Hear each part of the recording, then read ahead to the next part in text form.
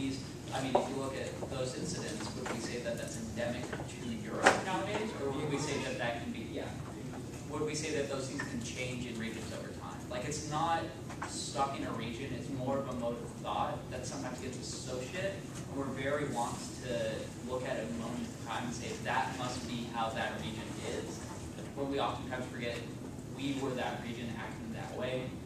That China's gone through phases of being both that culture and the, oh my gosh, almost utopic culture. So would we say Confucianism is tied to either of them? It's just kind of, we see correlation at one point and we say, oh, look, it's causative, or oh, look, these correlations must be completely lost in time. It's kind of just one of the ways we portray it, and it's kind of unfortunate.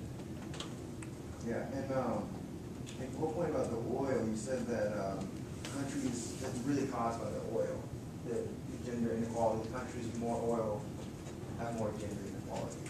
It's more of a correlation, because the purpose of the study was to show that it's not these Islamic institutions, and that it's the existing culture of the region, but it perpetuates because of the lack of female participation in the workforce, that because when women are discouraged from working, they are confined to the home and they can't spread their ideas, they can't exchange information with other women, mobilize politically, lobby for their rights.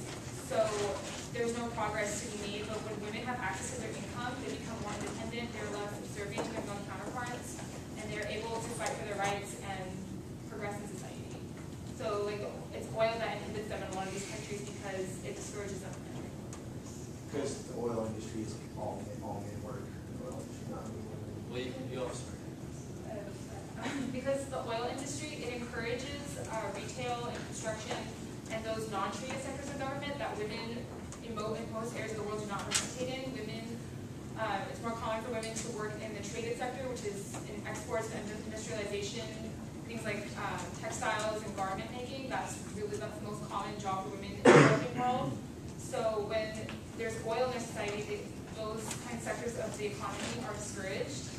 So then when that means like they're not going to work, that they're going to stay at home, and if their husbands are making more money in the non-traded sector, they have less incentive to work because of that reservation wage that their husband would provide for them.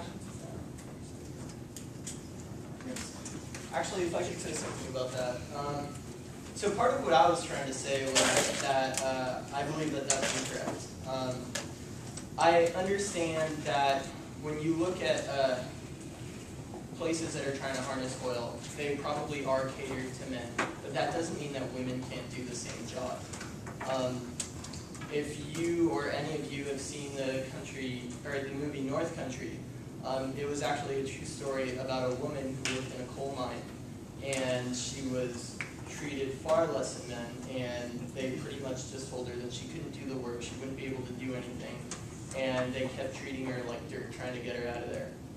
A lot of laws changed, and eventually the women were able to go in there without being discouraged and do the same type of work as men.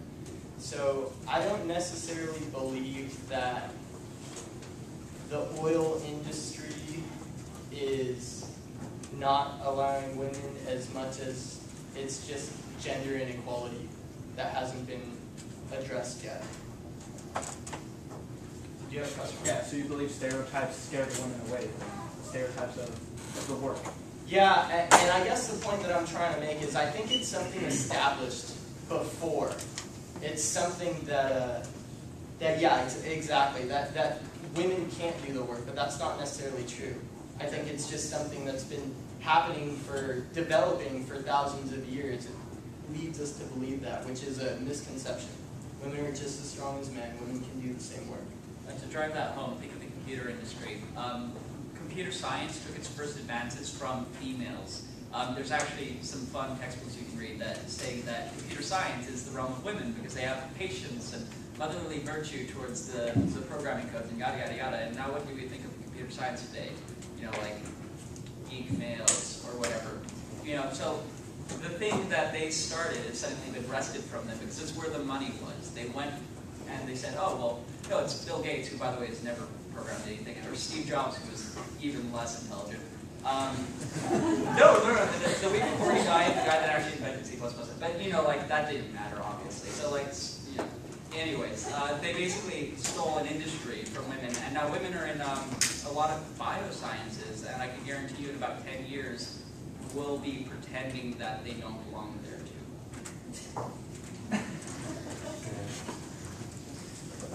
Thank you. Now, yes. Providing. As a political activist, what sort of end result or goal would you sort of have envisioned for society as a whole to achieve? Oh, I mean, that's a difficult question. There's a lot of sub-answers in there, but I guess in response to the topicality of this discussion, I suppose a society where our opportunities are not assigned by our identities, that is to say, a society where we don't have to categorize our availability to buy anything, whether we're male or female, or whether we're coercively male or female, like if transgender individuals were given the same rights inside of society, it wouldn't be as weird for them to want to work in a normal environment, but now it's treated that way. If you heard that a transgender individual is running for a political office, people would suddenly go, "Why? It's taboo. It's in the Freudian sense something that's created outside." I think that there's always going to be inequality in society. I think it's a question of how much and how they're assigned. I think it's a question of whether or not things that we believe are merit are actually based on merit, or whether they're based on a lot of our biases. A lot of times we're quick to point at things and go, "Oh, well, that must be because these persons work harder and these persons were worse." But when you look at any of the sociological data, it almost always says that if you remove that, if you transfer it into another area, into another locality, then all those statistics either reverse or they dissolve.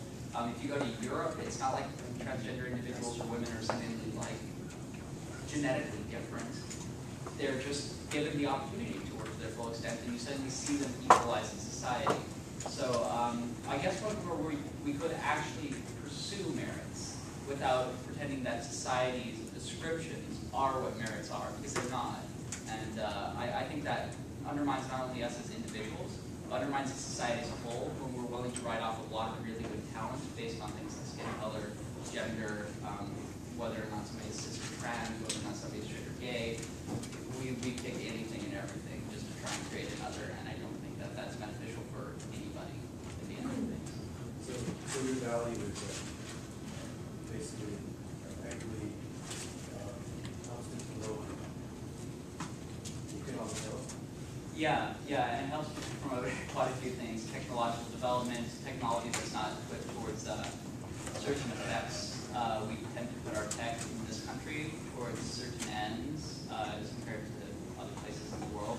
And there have been some famous female writers, such as Judith Butler, who have postulated that if we were to have a bit more female representation in line with the rest of the first world, then we might see a little bit different application of robotics, a little bit different application of the internet and things of that sort.